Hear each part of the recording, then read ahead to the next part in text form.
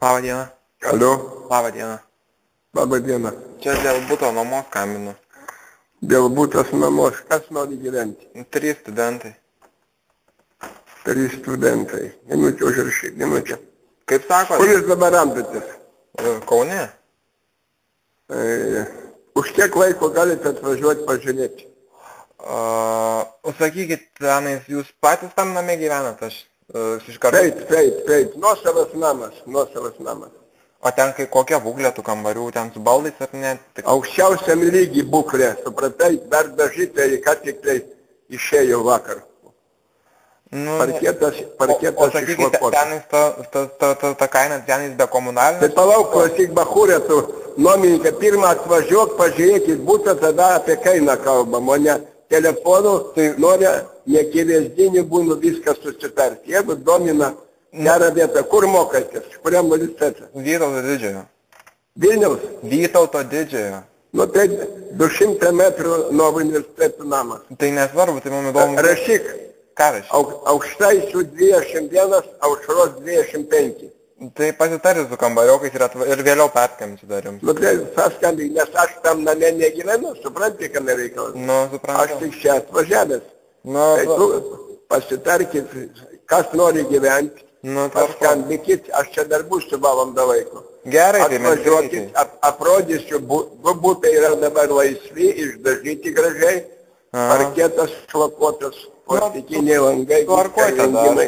Aš kokiam pusvalandžio bėgė paskambinsiu kokiam, gerai?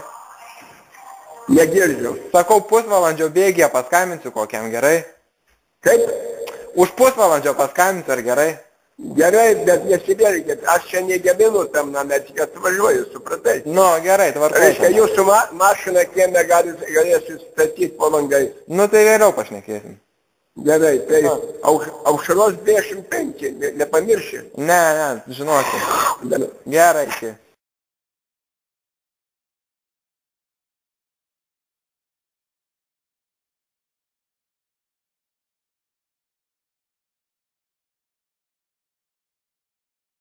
Labą dieną. Alio. Labą dieną. Labą dieną.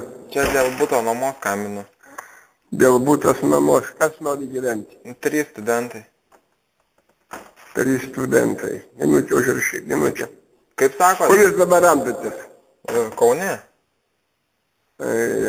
Už kiek laiko galite atvažiuoti pažiūrėti?